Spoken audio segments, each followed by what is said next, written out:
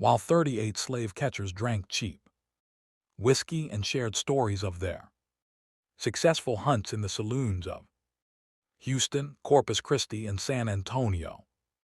No one noticed the 34-year-old enslaved woman silently observing their patterns, memorizing their faces, mentally nodding their roots. Her name was Dorcas Miller. She worked as a washerwoman traveling between 3 Texas cities, and during the autumn of 1859, she would transform a silly trick from childhood, something so simple that white men laughed when they first heard about it, into one of the most efficient killing sprees in American slave resistance history. In 11 nights between September and October, 38 professional slave catchers would die in almost identical ways, apparently from foolish accidents, but there was nothing foolish about it. There was only Dorcas Miller, her superior intelligence, her photographic memory for faces and routes, and a profound understanding of something every slave catcher ignored. Arrogance kills faster than any poison. The story began 6 months earlier in March of 1859, when the slave catchers made the fatal mistake that would transform a silent washerwoman into their own walking death. They captured her 16-year-old daughter Mercy, just 3 miles from the Mexican border. Mercy was pregnant, she was free, and they raped her, dragged her back to Texas in chains, and sold her to a cotton plantation near Galveston, where the overseer whipped her until she lost the baby. Mercy died from infection 1 week later, alone, calling for her mother. When Dorcas learned this, she did not scream, she did not cry in public, she made no threats. She simply began to observe, to memorize, to plan, and to prepare the silly trick that would kill every man who had touched her daughter, plus every other slave catcher she encountered along the way. Dorcas Miller was born in 1825 on a tobacco plantation in Virginia, the daughter of an enslaved mother named Patience and a white overseer whose name she never spoke. Her mixed race appearance, lighter brown skin, hazel eyes, and wavy hair would become both curse and weapon throughout her life. In Virginia, it marked her for special attention from masters and overseers. In Texas, it allowed her to move through white spaces with less suspicion than darker-skinned slaves could manage. She was sold away from her mother at age 7, part of a mass liquidation, when her Virginia master died bankrupt. Slave trader named Jeremiah Whitlock purchased her along with 43 others and marched them southwest in a cough iron collars connected by chains through Tennessee, Arkansas, and finally to the newly annexed Republic of Texas in 1836. Dorcas was 11 years old when she arrived in Houston, a raw frontier town that smelled of mud, horse manure, and the desperate ambitions of men seeking fortunes in a place where human bondage was the foundation of every dream. She was purchased by Cornelius Ashford, merchant who owned a general store and a small cotton operation outside Houston. Ashford discovered quickly that Dorcas possessed an unusual mind. She learned to read by studying product labels and newspapers left around the store. She taught herself arithmetic by counting inventory. She memorized faces after seeing them once. She understood patterns, weather patterns, customer patterns, seasonal patterns, human patterns, with an intuition that bordered on supernatural. By age 16, she had become Ashford's most valuable asset. She managed his store inventory, predicted market demands with uncanny accuracy, and handled complex transactions with both white and free Black customers, Ashford, who considered himself an enlightened master, allowed her unusual freedoms. She could move through Houston relatively unsupervised.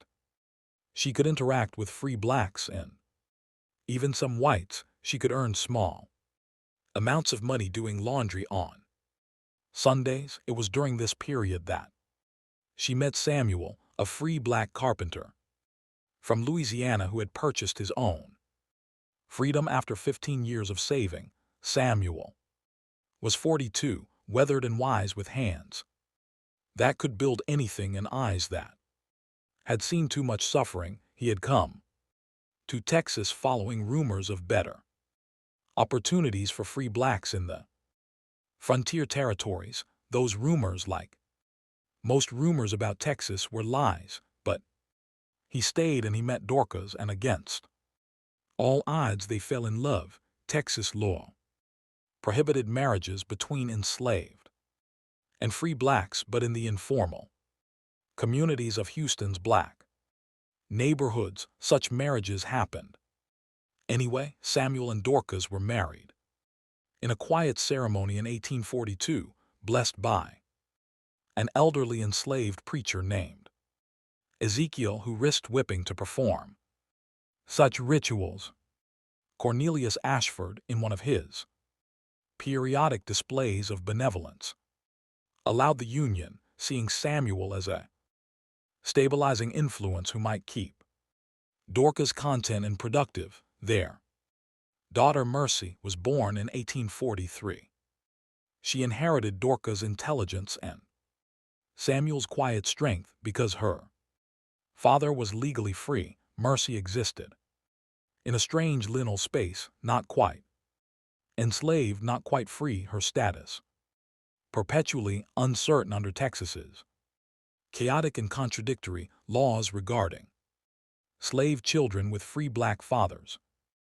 Ashford, demonstrating unusual restraint, allowed Mercy to live with both parents and never sold her, though he legally could have at any moment. For 16 years, Dorcas built a life within the crushing limitations of bondage. She raised Mercy with fierce determination, teaching her to read in secret, teaching her carpentry from Samuel, teaching her the most important lesson of all: never let them see your mind. The intelligent slave, the educated slave, the questioning slave, these were the ones who faced the harshest punishments.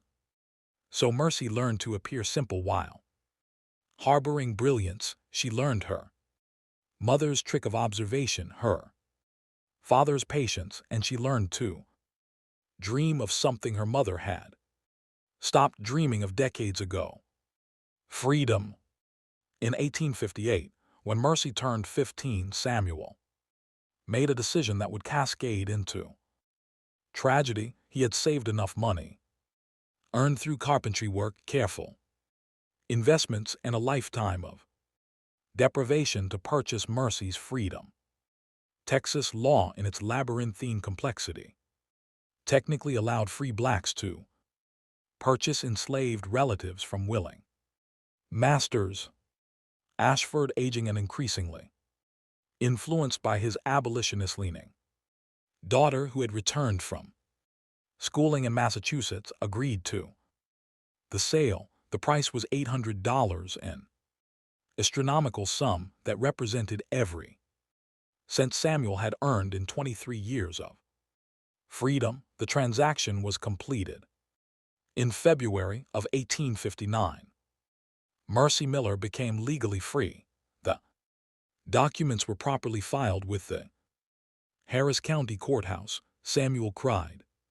For the first time in decades, Dorcas allowed herself for one dangerous moment to hope. Mercy's plan was simple. She would travel to Mexico, just 150 mi south, where slavery had been abolished since 1829.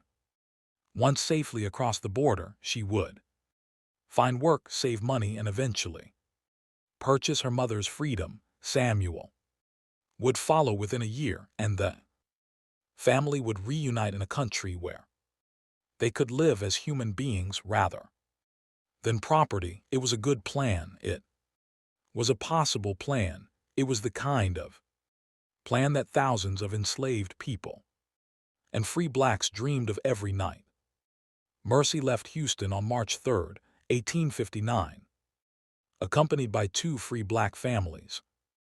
Also heading south, they traveled on foot following established routes through the Texas coastal plain, moving mostly at night to avoid slave patrols, but traveling by day when passing through areas known to be relatively safe. They carried Mercy's freedom papers carefully preserved in an oil skin pouch. Those papers were her shield, her weapon, her proof of humanity. On March 7, just 3 miles from the Rio Grande, so close to freedom that Mercy later told her parents she could smell the difference in the air.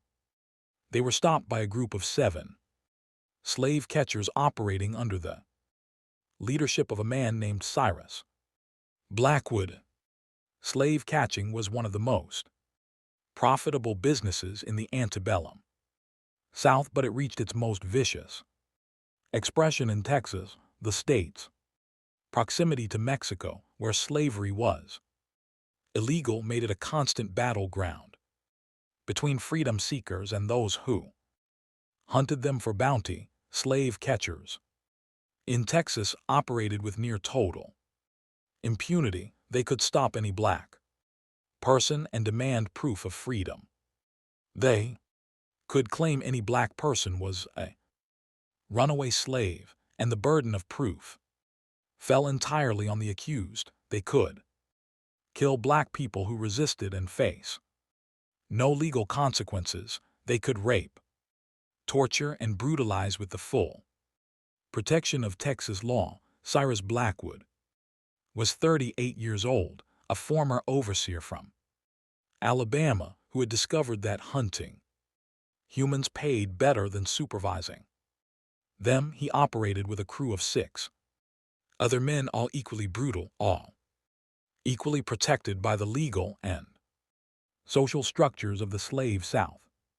They specialized in capturing runaways near the Mexican border, but they had expanded their business model to include something even more profitable: capturing free blacks with legitimate papers, destroying those papers, and selling the victims back into slavery. Distant states where no one could verify their status. When Blackwood stopped Mercy and her companions, she presented her freedom papers immediately. She was calm, she was prepared, she knew her rights, or at least she knew what rights the law theoretically granted her. Blackwood examined the papers, smiled, and tore them into pieces. Then he had his men seize all 5 travelers. What happened next was documented in fragments through witness testimony that would later surface in abolitionist newspapers and court records. The 2 free black families, a total of 4 adults and 3 children, were bound with ropes and forced to watch as Blackwood and 3 of his men raped Mercy repeatedly over the course of 2 hours. One of the men, a slave catcher named William Sutton, remarked that this one's pretty enough for New Orleans, suggesting they planned to sell her to one of the city's notorious fancy girl markets where light-skinned enslaved women were sold specifically for sexual exploitation. But Mercy fought. She was her mother's daughter, her father's daughter, and she fought with a ferocity that surprised the men. She managed to grab a knife from one of the catchers and slashed Blackwood across the face, leaving a deep cut from his left eye to his jaw. Enraged, Blackwood beat her with a rifle butt until she stopped moving. Then he had his men chain all the captives and force marched them north, back into Texas, back into slavery. The 2 families were sold in Houston. Within a week, distributed to different buyers, the children separated from parents with the casual cruelty that characterized the domestic slave trade. Mercy was sold to a cotton plantation called Riverside, 40 mi inland from Galveston, owned by a man named Thurston Pettin. Pettin was one of the wealthiest plantation owners in southeast Texas, with 400 acres under cotton cultivation and 87 enslaved people working his fields. His overseer, a sadist named Horace Finch, had a reputation that spread throughout the region. He believed that enslaved people were like mules. They required breaking before they could work properly. When Mercy arrived at Riverside, she was 3 months pregnant from the rapes. Finch discovered this within days and informed Pettin, who made a cold economic calculation. A pregnant slave girl would be less productive in the fields. Therefore, the pregnancy must be ended. Finch was authorized to take whatever measures necessary. On March 23, 1859, Horace Finch had Mercy tied to the whipping post in the center of the slave quarters. The other enslaved people were forced to watch, as they always were, as Finch wanted witnesses to understand what resistance brought. He used a bullwhip, the kind designed for breaking horses, with a 6-foot braided leather lash ending in a metal tip called a cracker. He delivered 40 lashes to Mercy's back, each one delivered with full strength, each one tearing skin and muscle, each one aimed with practiced precision to maximize pain and damage. Mercy lost the baby that night. She hemorrhaged for 3 days. She developed a fever from infection, her wounds turning septic in the filthy conditions of the slave quarters. The plantation had no doctor. Pettin considered medical care for slaves an unnecessary expense, and the elderly enslaved woman who served as the quarters healer had only limited supplies of herbs and clean cloth. Mercy Miller died on March 30th, 1859, 27 days after leaving Houston with dreams of freedom, 3 miles from safety. Destroyed by men who faced no legal consequences for rape, kidnapping, and murder. She was 16 years old. Her final words whispered to the healer who sat with her were, "Tell Mama I'm sorry. Tell Mama I tried." News traveled through the underground networks of enslaved and free black communities with remarkable speed. By April 5th, Samuel had learned his daughter was at Riverside Plantation. By April 8th, he had traveled there and pleaded with Pettin to see her. Pettin informed him with casual indifference that the girl had died of fever and been buried in the plantation slave cemetery, an unmarked plot where dozens of bodies decomposed in shallow graves. Samuel returned to Houston on April 10th and told Dorcas everything he had learned. She listened in complete silence. She did not cry. She did not scream. She did not collapse. She simply sat motionless for 6 hours, and Samuel later told friends that watching Dorcas in those hours was the most terrifying thing he had ever witnessed. Something died in her that day, he said, but something else was born, something cold and calculating and absolutely merciless.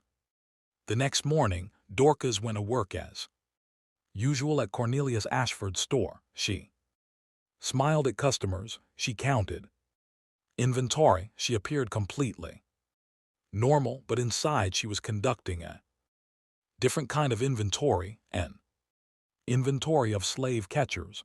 Texas in 1859 had an estimated 200 active slave catchers, but approximately 40 operated regularly in the Houston, Galveston, San Antonio corridor. Dorcas through her work at Ashford store and her extensive network in Houston's black community, knew many of them by sight. She knew where they drank, she knew their routes, she knew their patterns, and she knew their weakness. Arrogance, slave catchers believed themselves invincible. They operated with absolute confidence in their legal immunity and their physical dominance. They believed black people, especially enslaved black women, were inferior, helpless, and incapable of strategic thinking. This belief would kill them. Dorcas spent April and May gathering intelligence. She moved through Houston streets with her usual discretion, but now every interaction had purpose. She listened to slave catchers boasting in saloons about their captures. She noted which catchers traveled alone versus in groups. She learned their schedules, their preferred routes, their habits. She created a mental map of their movements with the same precision she applied to Ashford's inventory, and she remembered a trick from childhood, something so simple that it seemed almost ridiculous. When Dorcas was 8 years old during that terrible march from Virginia to Texas, an elderly enslaved man named Josiah had taught her and the other children a game to pass the time during their forced journey. The game involved carefully placing small, sharp objects, thorns, broken glass, sharp stones in patterns along roads. The idea was to create invisible traps that would puncture feet or horse hooves. It was just a game, a way to give children something to focus on besides their suffering. But Josiah, who had been a blacksmith before his enslavement, explained that during the Haitian Revolution, enslaved rebels had used similar tactics to devastating effect, creating fields of concealed, sharpened bamboo stakes called devils, thorns that crippled French cavalry and infantry. The trick was deceptively simple. Take a sharp object, position it point up, conceal it in a way that made it invisible in darkness or shadow, and place it somewhere a target would step with full weight, in grass, in mud, in sand, in darkness. The traps were nearly undetectable until it was too late. A single puncture wound from a dirty, sharp object in the pre-antibiotic era could lead to tetanus, locked jaw, sepsis, and death within days. Dorcas began experimenting in June. She collected materials with obsessive care, large thorns from honey locust trees, which could grow 4 in long and were hard as nails, broken glass fragments from behind saloons, which she sharpened further using stones, long iron nails, stolen one at a time from Ashford's store. She learned to treat each item with specific substances. She dipped thorns in horse manure, knowing it carried tetanus. She coated glass shards with material from infected wounds that she encountered while washing bloodstained clothes. She prepared iron nails by allowing them to rust in filthy water. She practiced placement techniques obsessively. She tested different angles, different concealment methods, different locations. She learned that loose sand near riverbanks was ideal. The thorns or glass could be pushed point up into the sand, completely invisible, positioned along the narrow paths that ran along the riverbank. She learned the tall grass near creek crossings worked perfectly. She learned that the muddy areas near watering holes, where horses naturally slowed down and men often dismounted, were ideal killing zones. By August, she was ready to begin. Her target selection was methodical. She started with the 7 men who had captured Mercy, Cyrus Blackwood, and his crew. Through careful observation, she learned their patterns, Blackwood's crew operated primarily along the roads between Houston and the Mexican border, but they returned to Houston every 10 to 14 days to sell their captives and spend their blood money in the city saloons and brothel. Dorcas learned that Blackwood's favorite saloon was the Red River Tavern, a notorious establishment near the docks. She learned that he typically left the tavern between 10 and 11 at night drunk and walked alone to a boarding house 3 blocks away. His route took him along a narrow path beside Buffalo Bayou, a creek that ran through Houston. The path was unpaved, muddy, bordered by tall grass and brush, and completely unlit at night.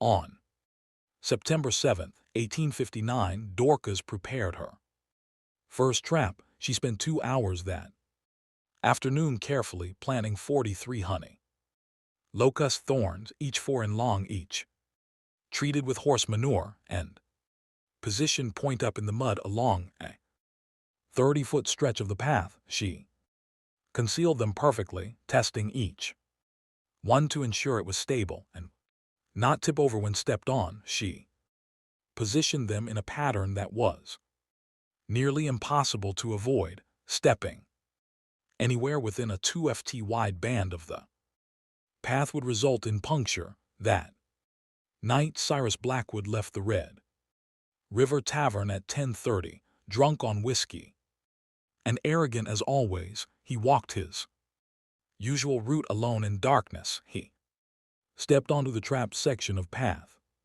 and immediately felt the first thorn punch through his boot's sole and deep into his foot. He jerked back and stepped on 3 more. He tried to move forward and stepped on 5 more. In the darkness, drunk and confused, he could not see what was happening. He only knew that something was stabbing him repeatedly through his boots. He stumbled off the path and into the bayou, where the water was 4 ft deep and the bottom was soft mud. This was exactly what Dorcas had predicted. She had studied human panic responses and knew that people who step on sharp objects in darkness instinctively move toward what they perceive as clear ground, even if it means stepping into water. Blackwood thrashed in the water, screaming in pain and confusion. He managed to drag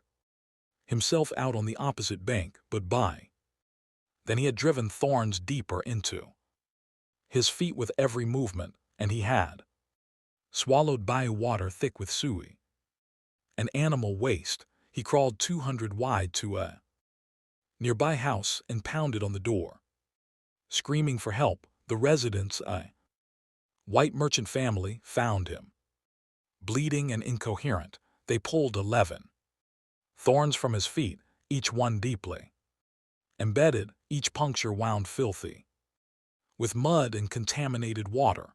They bandaged him and called for a doctor. The doctor arrived the next morning, examined the wounds, cleaned them as best he could with the limited medical knowledge of the era, and prescribed rest. Within 3 days, Blackwood developed a fever. Within 5 days, his jaw began to stiffen, the first symptom of tetanus.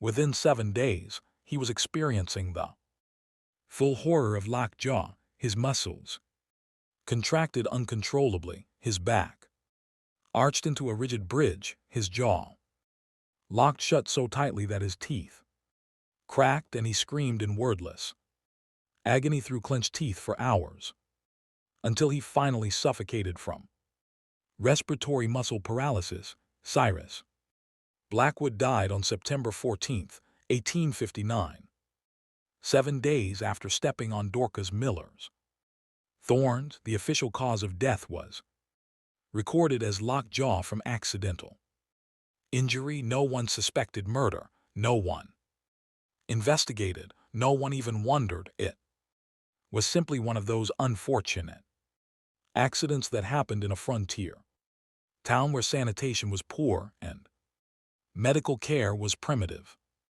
Dorcas watched his funeral from a distance, standing among a crowd of black workers who had gathered out of curiosity. She felt nothing except cold satisfaction. One down, 37 to go. The other 6 members of Blackwood's crew were easier. William Sutton, the man who had suggested selling Mercy to New Orleans, died on September 19th from identical symptoms. He had walked drunk through a different section of Buffalo Bayou where Dorcas had planted thorns along the entire shoreline path.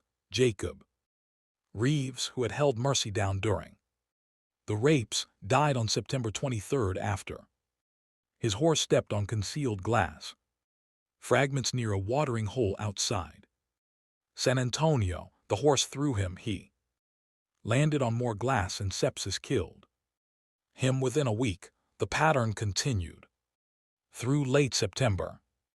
Marcus Finley died from infection after stepping on thorns near Corpus Christi. Daniel Shaw died from tetanus after a thorn punctured his foot while he was dismounting his horse. Thomas Warfield died from blood poisoning after a glass shard cut his foot.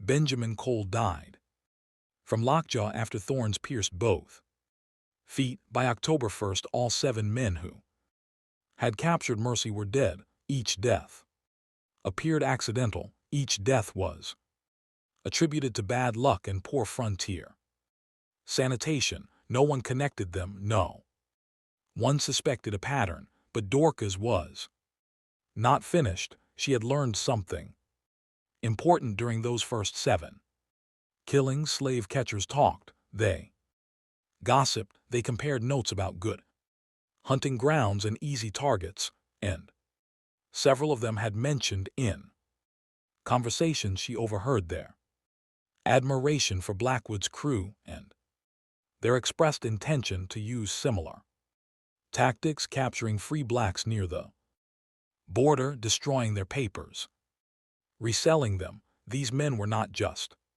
potential murderers, they were enthusiastic students of murder, eager to replicate the atrocities that had killed Mercy. So Dorcas decided they needed to die too. Her methods became more sophisticated. She created traps along multiple routes between Houston, Galveston, and San Antonio. She learned to identify slave catchers by their horses, their clothing, their equipment. They had a distinctive look.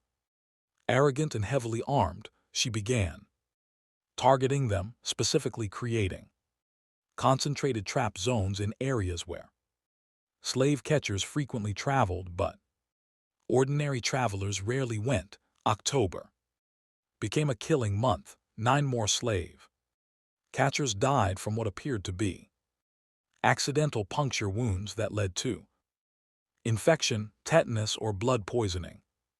The deaths occurred in scattered locations across southeast Texas, always in darkness, always appearing completely accidental. By mid-October, the slave catching community began to notice 19 men dead in 6 weeks from similar causes was statistically impossible to ignore. Panic spread through their ranks. Some blamed bad water, some blamed a curse, some blamed contaminated whiskey. More superstitious ones whispered about hoodoo and conjure, about angry spirits of dead slaves seeking vengeance, but no one blamed a 34-year-old enslaved washerwoman because no one could conceive that such a person was capable of systematic, intelligent, ruthlessly executed revenge. Dorcas continued. Through late October, she expanded her trap zones to areas farther from Houston, traveling under the pretense of delivering laundry to clients in other towns. She set traps near Galveston, near Beaumont, near Victoria. She killed 12 more men in the last 2 weeks of October. Her tactics evolved with experience, she learned that combining multiple sharp objects in a single trap zone increased lethality. A person who stepped on one thorn and jerked their foot away would inevitably step on three more. She learned that placing traps on both sides of narrow paths eliminated escape routes. She learned that traps placed near water sources were most effective because men and horses naturally slowed down and paid less attention to the ground. She also learned something unexpected. She felt no guilt, no remorse, no hesitation. The woman who had raised a daughter with love and hope and dreams was gone. In her place was something colder, something that understood that mercy was a luxury enslaved people could not afford. By November 1st, 31 slave catchers were dead. The surviving ones were terrified. Several abandoned the profession entirely, fleeing to other states or switching to less dangerous work. Others traveled only in large groups, heavily armed, constantly watching the ground. The business of slave catching in southeast Texas ground nearly to a halt on November 7, 1859. Dorcas claimed her final victims, 7 slave catchers traveling together for safety made camp near the Brazos River. Dorcas had followed them for 2 days. Observing their routines, she knew that they relieved themselves in a grove of trees 50 yards from camp, always at dawn, usually 1 or 2 at a time. She spent the entire night before their planned departure planting thorns throughout the grove, hundreds of them, covering every square foot of ground, positioned in the leaves and grass where dawn's weak light would not reveal them. She created a killing field. At dawn, 4 of the men walked into the grove. They stepped on thorns immediately, dozens of thorns puncturing through their boots and into their feet. They screamed and tried to run back to camp, but every step drove more thorns deeper or landed on new ones. One man fell forward and caught himself with his hands, driving thorns into his palms and wrists. Another man fell backward and landed on thorns that pierced his back and legs through his clothing. The other 3 men in camp ran to help their companions and stepped on thorns themselves. Within 5 minutes, all 7 men were injured, bleeding, contaminated with filth, and terrified beyond reason. They made it back to Houston 3 days later, fevered and delirious. 4 died within a week from tetanus or sepsis. The other 3 survived but were crippled, their feet permanently damaged, and they left Texas immediately after recovering enough to travel. 38 dead, dozens more crippled or driven from the profession. The slave catching business in southeast Texas was functionally destroyed for more than a year, and still no one suspected Dorcas Miller. How could they? She was just an enslaved washerwoman, apparently simple, always smiling, always obedient. The idea that she possessed the intelligence, the strategic thinking, and the absolute ruthlessness to execute a months-long assassination campaign was literally inconceivable to the white supremacist mind. But the black community knew. They did not speak of it openly. That would have meant her death. But they knew. Word spread through the underground networks in whispers and coded spirituals. The washerwoman became a legend in the quarters and kitchens and fields. Stories were told of a woman who had transformed grief into justice, who had weaponized the very assumptions of white supremacy against its enforcers. Samuel knew too, though Dorcas never confirmed it directly. He noticed her nighttime absences. He noticed the careful way she washed, certain items of clothing and burned. Others, he noticed the coldness that had replaced the warmth he had loved. He understood what she had done, and he understood why, and he never asked her to explain because there was nothing to explain. Their daughter was dead. Justice had been served. What else mattered? The killing stopped in November of 1859. Dorcas resumed her normal life, or what appeared to be normal life. She worked at Ashford's store. She washed clothes. She attended church services in the quarters. She was silent and efficient, and apparently content, but the slave catching community never fully recovered. In Southeast Texas, the 38 deaths created a legacy of fear that persisted. For years, slave catchers from other states refused to operate in the region, citing rumors of cursed ground and vengeful spirits. The few who continued working adopted elaborate precautions, traveling only during daylight, carefully examining every step, refusing to work alone. The number of enslaved people who successfully escaped to Mexico increased dramatically in the year following Dorcas' campaign, with fewer slave catchers operating and those remaining thoroughly frightened and cautious. The route south became significantly safer. It was estimated that more than 300 enslaved people reached freedom in Mexico during 1860, compared to fewer than 100 in 1858. Dorcas lived to see the Civil War begin. In 1861, Union forces occupied Galveston in 1862, and the enslaved people in the region began experiencing the chaotic beginnings of freedom as Confederate control weakened. Cornelius Ashford, bankrupted by the war and increasingly sympathetic to abolitionist ideas, freed Dorcas in January of 1863, 6 months before the Emancipation Proclamation. She remained in Houston for the rest of her life, working as a professional washerwoman for freed black families and white families who treated her with respect. Samuel continued his carpentry work until his death in 1872.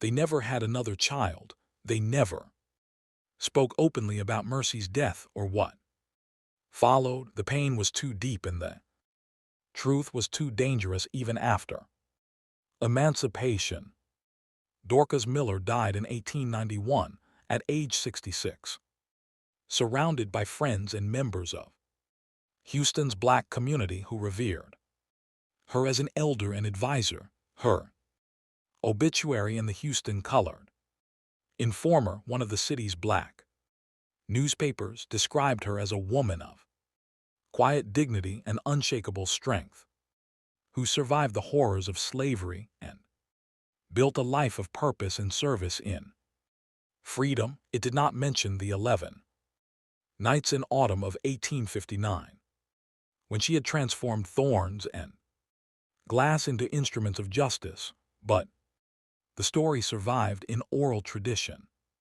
passed down through generations of black Texans. The details shifted and changed over time. Some versions said she killed 50 men, others said 100, but the core truth remained: an enslaved woman armed with nothing but intelligence and determination had systematically destroyed a network of slave catchers and created a corridor of safety for freedom seekers. The story reached wider audiences in the 1930s when historians, conducting interviews with formerly enslaved people as part of the Federal Writers Project, recorded several versions of the tale. These accounts described a washerwoman in Houston who set traps for slave catchers and noted that nobody ever proved nothing, but the killings stopped when she wanted them to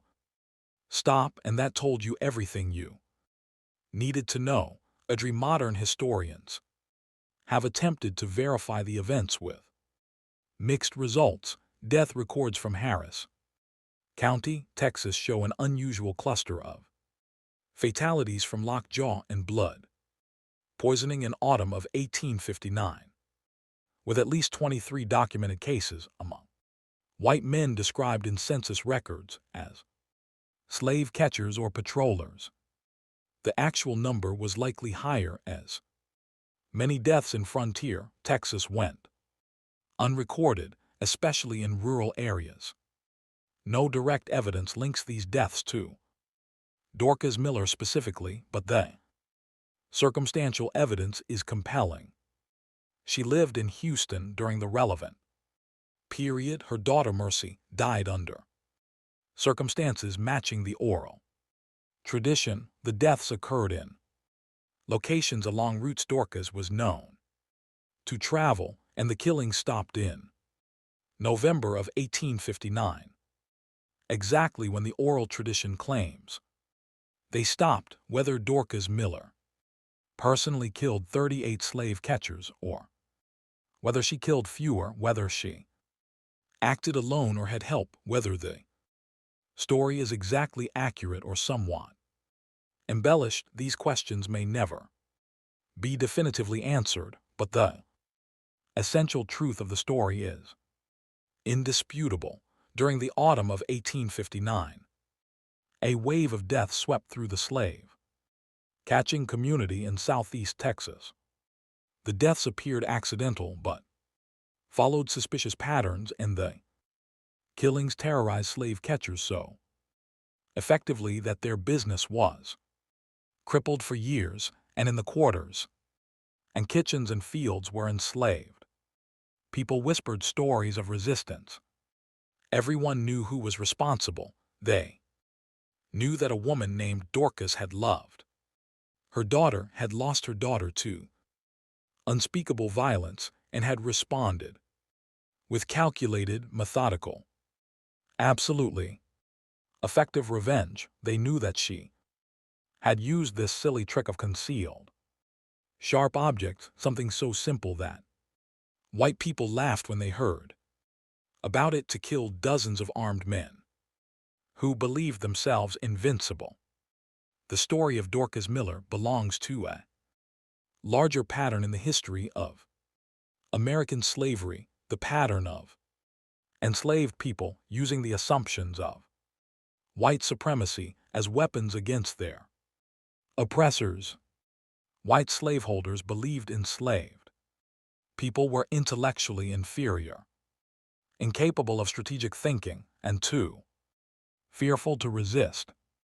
These beliefs created blind spots that intelligent, determined enslaved people exploited with devastating effectiveness. Dorcas understood that slave catchers would never suspect enslaved washerwomen of murder because their entire worldview prevented them from recognizing her as a threat. She understood that accidental deaths from infection and tetanus would not trigger investigations because frontier medicine was so primitive that such deaths were common. She understood that the very simplicity of her method, thorns and glass placed on the ground, would seem too crude to be considered a weapon. She was right. For 11 nights in 1859 she killed with near total impunity, and even after 38 men were dead, no one suspected her. The slave catchers blamed curses, bad water, contaminated whiskey, anything except the obvious truth that someone was hunting them as methodically as they had hunted black people. This is what makes Dorcas Miller's story both inspiring and deeply tragic. Inspiring because it demonstrates the incredible resilience, intelligence, and courage of enslaved people who refused to accept their dehumanization. Tragic because her brilliance and determination were forged in the furnace of unimaginable grief, and because the justice she achieved came at the cost of her own humanity. The woman who killed 38 men was not the Same woman who had raised Mercy with love and hope, something fundamental. Broke in Dorcas when her daughter died. The capacity for mercy, for forgiveness, for hope, these were luxuries that required safety, and enslaved people had no safety. So Dorcas became what she needed to become: a killer who felt no remorse, strategist who planned murders with the same precision she applied to inventory management, a ghost who moved through white spaces, invisible and lethal. If you feel rage right now, you should. If you feel satisfaction at the deaths of 38 slave catchers, that satisfaction is understandable, but you should also feel the tragedy that a mother's love was transformed into a weapon, that intelligence and creativity were channeled into killing, that justice could only be achieved through methods that would have been unnecessary in a just society. This is the legacy of slavery in America. It did not just steal labor and freedom, it stole futures, it stole possibilities, it stole the chance for brilliant people like Dorcas Miller to use their gifts for creation rather than destruction. It created a world where a woman who could have been a scientist, a teacher, an inventor, a leader became instead an assassin, because assassination was the only form of justice available to her. The story of Dorcas Miller should be taught in every American history class, not to glorify violence, but to understand the truth about slavery and resistance. Textbooks sanitize slavery, presenting it as a tragic but ultimately resolved period in American history. They focus on white abolitionists and ignore the daily dangerous creative resistance of enslaved people themselves. They present enslaved people as passive victims waiting for white saviors rather than as active agents fighting for their own liberation. Dorcas Miller was not waiting for a white savior. She was the savior, the judge, the executioner. She looked at a system of oppression that had murdered her daughter and concluded correctly that legal justice was impossible. So she created her own justice, and in doing so she saved hundreds of lives by making the escape routes to Mexico safer. Her story challenges comfortable narratives about nonviolent resistance and more high ground. Dorcas did not turn the other cheek. She did not forgive her enemies. She did not wait for legal reforms or changed hearts. She identified the men who had destroyed her family, and she killed them efficiently and without mercy. Was this morally justified? That question has no simple answer. What we can say definitively is that it was effective, and that effectiveness mattered to the 300 enslaved people who reached freedom in Mexico because slave catchers were too frightened to pursue them. The silly trick that Dorcas used, concealed sharp object, seems almost absurdly simple compared to the elaborate plots and weapons we associate with effective violence, but this simplicity was its greatest strength. Thorns and glass required no special skills to create, no suspicious purchases, no incriminating evidence.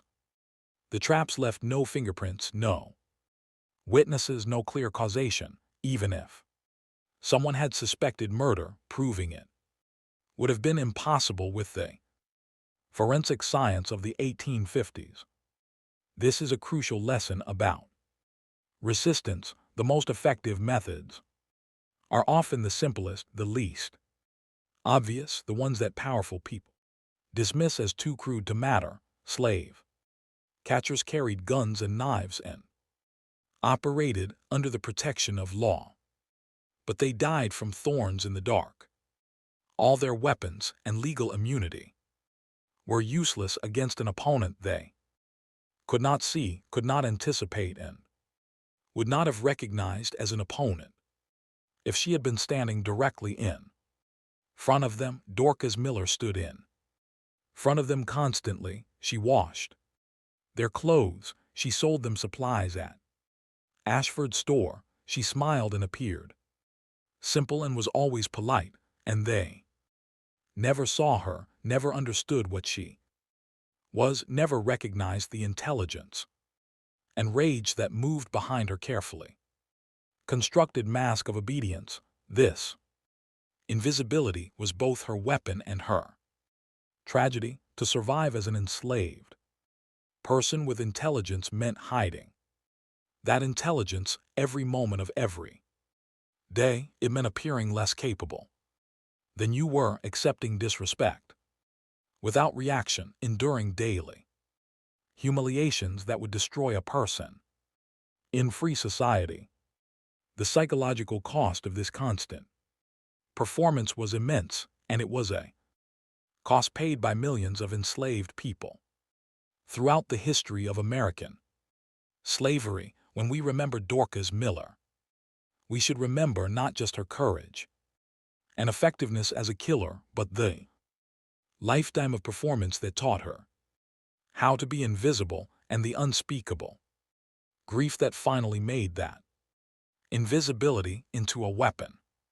We should remember Mercy, the 16-year-old girl who died 3 me from freedom, calling for her mother. We should remember the $800, 23 years of Samuel's freedom spent to purchase papers that were torn up by men who faced no consequences. We should remember the thousands of other Mercies whose names we will never know, whose stories were never recorded, who died in the machinery of slavery, while the nation that proclaimed all men are created equal looked away. And we should recognize that Dorcas Miller's story is not ancient history. She died in 1891, just 134 years ago.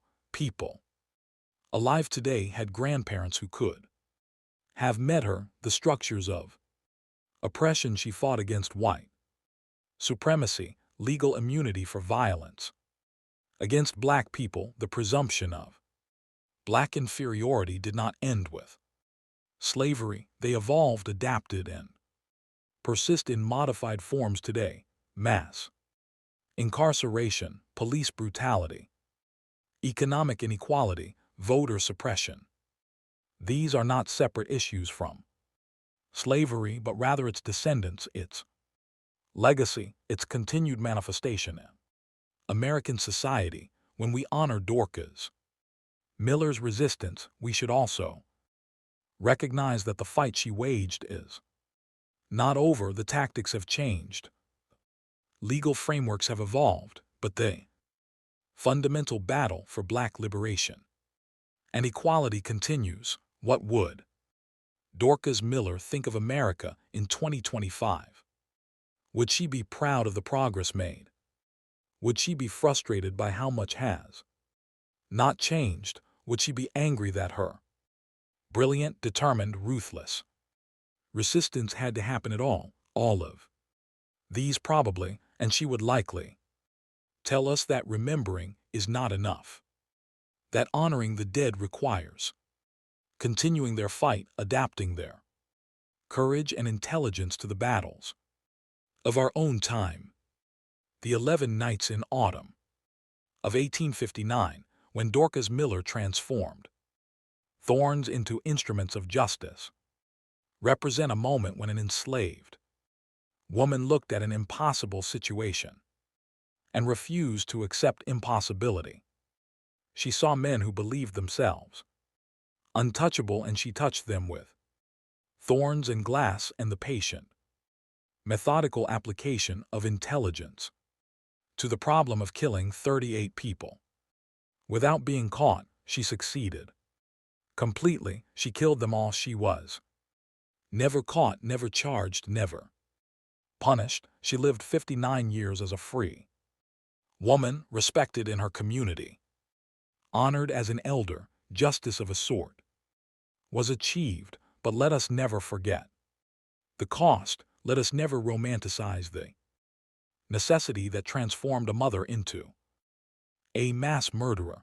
Let us never celebrate violence without acknowledging that Dorcas Miller's brilliance and courage should have been applied to building, rather than destroying, to teaching, rather than killing, to living, rather than surviving. The fact that she had to kill to protect her community is not a testament to her strength, though she was strong. It is a testament to the absolute moral bankruptcy of the society that made such violence necessary. It is an indictment of every white person who participated in or benefited from slavery. It is evidence of America's original sin and its continuing consequences. Remember Dorcas Miller.